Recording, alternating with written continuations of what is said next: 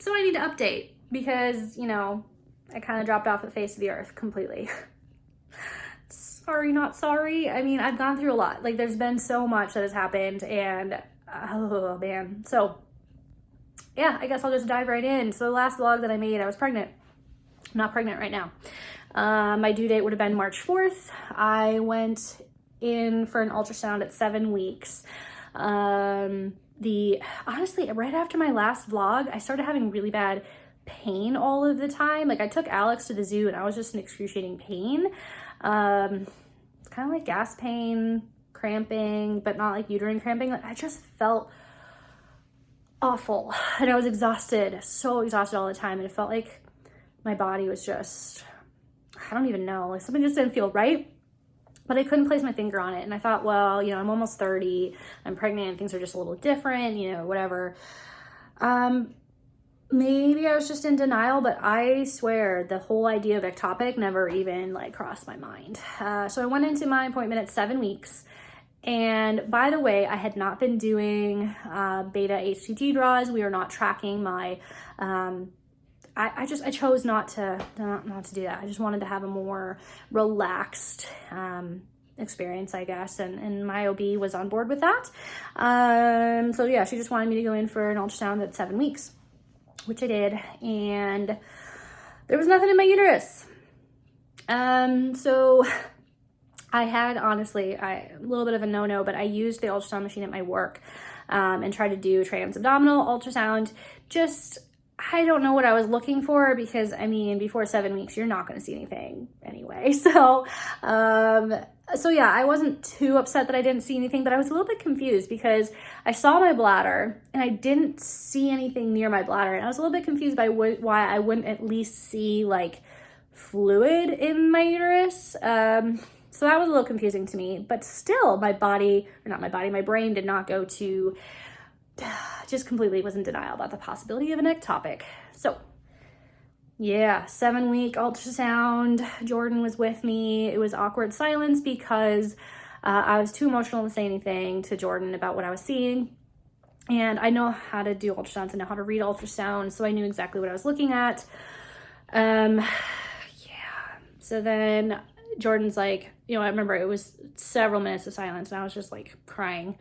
And he's like, so is it in there or what?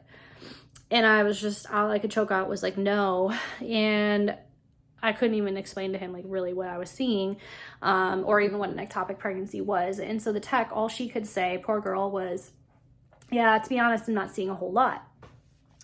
She was focusing a lot on my left fallopian tube, so just proximal to my ovary on the left side, there was a mass, basically, is what it looked like.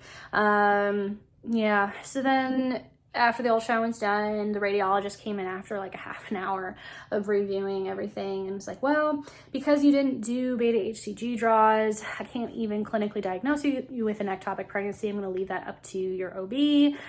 We're suspicious, but I can't confirm. This could be a mass, blah, blah, blah.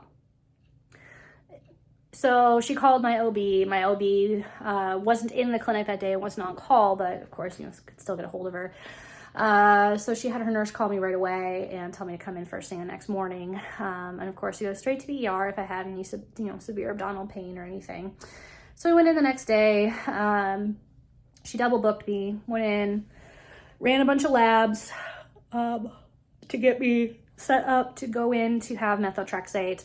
I wanted to avoid surgery. But yeah, it was definitely an ectopic pregnancy. So yeah, went in, had the methotrexate injection. So my ultrasound was on a Wednesday. Methotrexate injection happened at the hospital in the cities on Thursday. Honestly, the shot wasn't that bad, but I started having really bad gas pain, which in the handout that they gave me told me to expect gas pain, and like even specifically said like take Gas X. So I'd already gone to the store, got Gas X.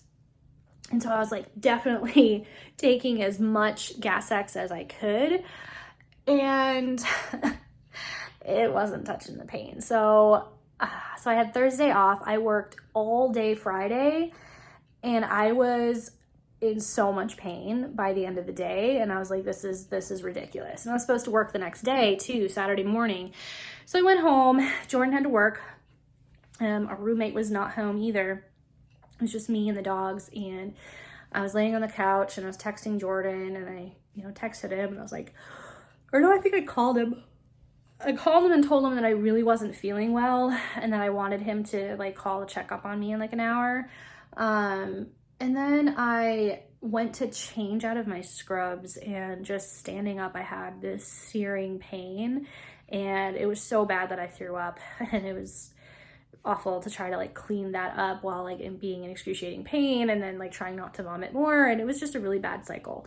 So I called Jordan back right away and told him like, I'm calling an ambulance, something isn't right. I'm really worried about this amount of pain, because I could like barely even talk through it, and I do have a pretty high pain tolerance, unless it's like a paper cut or a stubbed toe, and then I have like no pain tolerance. So yeah, but yeah, so I called him, told him, hung up, called 911, and threw up twice again while on the phone with the operator. Police officer showed up, and then like a minute later the ambulance showed up. They loaded me into the ambulance, and so I was having to like explain everything to the EMT. Yeah, and it's really weird being a medical professional but not a human medical professional, and trying to explain how you know medical things. Because even when you explain to them that you're a veterinarian, like they just assume that you don't know anything about human medicine. I'm like, I do, kind of. We use a lot of the same drugs. Anatomy is really not that far off. And most of my early physiology training was in humans. So anyway, yeah, I was trying not to come across as like bratty or pushy, and it's really hard while being in pain. But yeah, as soon as he gave me Zofran, I felt a lot better. But I declined pain meds, got to the ER, still declined pain meds, because I was like kind of feeling stupid. I was like, this is probably just gas pain. It's probably just me having an anxiety attack. It's fine. Jordan leaves work. He met me at the hospital, and yeah, they sent me to ultrasound. Well, first they did a CBC, and my hematocrit had already dropped, which is interesting that it had dropped in 24 hours, which meant that to me, that would mean the bleeding had been going on for a while.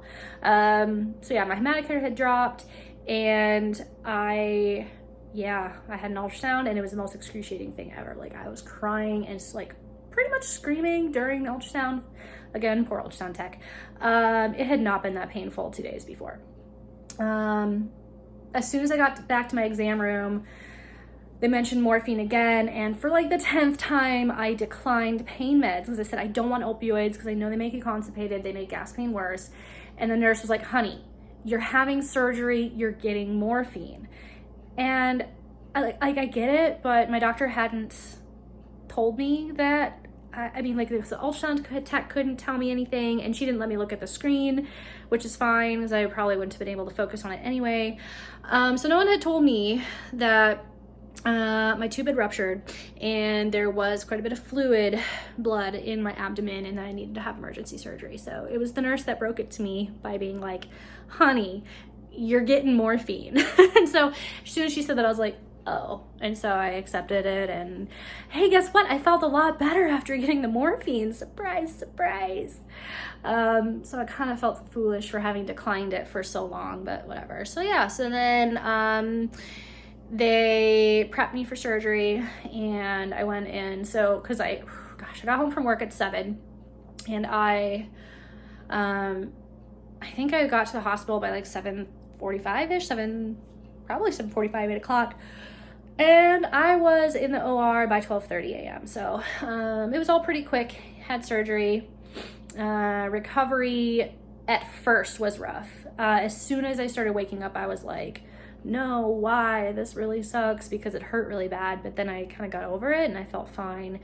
After that, recovery was really not too bad, except for I had some complications. So yeah, I'll stop this video here, upload it, and then discuss kind of what my complications were.